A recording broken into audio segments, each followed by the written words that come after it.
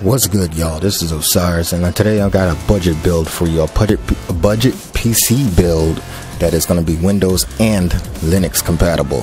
So let's get right to it. This build is going to be sub $600. Obviously that depends on when and where you buy it, but for the most part it's going to be about $600. Get to the CPU. You have an AMD Athlon multi-core processor, 760K Richland. It's 3.8 gigahertz and a socket FM2.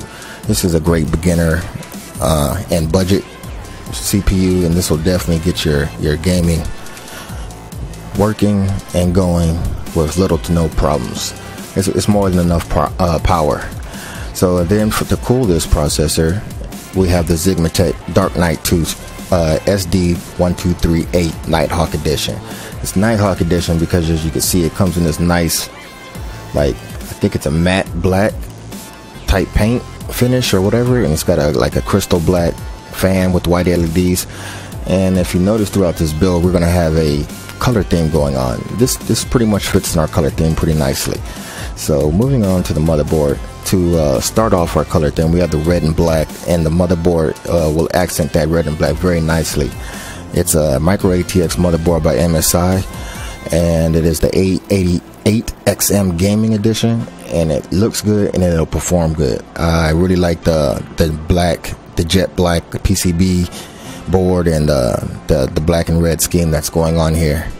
So for the RAM, as you can see, we continue our color theme with the HyperX Fury by Kingston.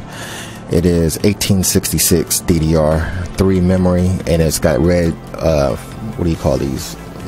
Heatsink shrouds or heat sinks on them.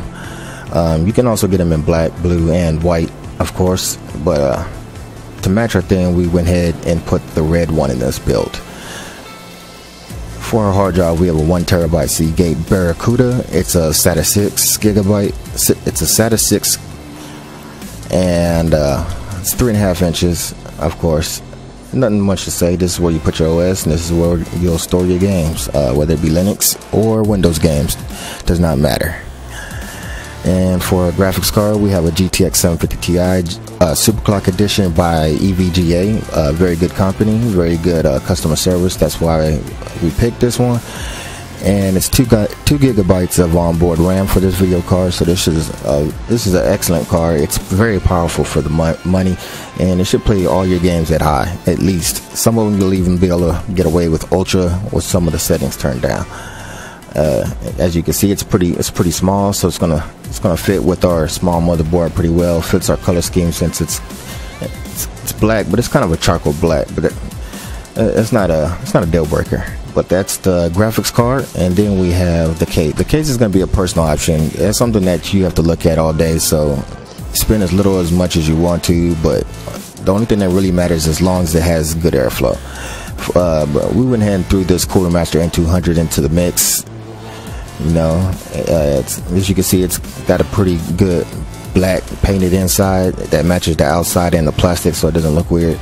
The layout's pretty nice. It comes with 2 fans, an intake and an exhaust, and a nice size CPU cutout for installing the heatsink without having to take the motherboard out.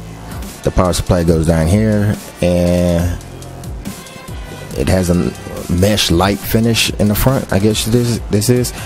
But my recommendation is you might want to look at the Corsair cases that are about $60–65 because they will have a window on it. And since we went with this black and red thing, you might want to take a look. You might want to see what's inside your case, of course, and because it's going to look so damn good. And then for the power supply, we got the Corsair Builder Series CX500. Great power supply. It's 80+ bronze. That means it's at least 80% efficient, and it'll get the job done. It's more than enough power for this system build. That's our July 2014 budget PC gaming system build. Thanks to Stefano with High Res Gaming for putting this together for me. You should really go check them out. High Res Gaming at Facebook, on Facebook, I mean, and I'll leave that link in the description. So if you like this type of content and you want to see more builds, maybe intermediate build or like extreme build, hit the like button. And if you don't like this stuff and you hate it, well, hit the dislike button and never come back. Appreciate you, and until next time.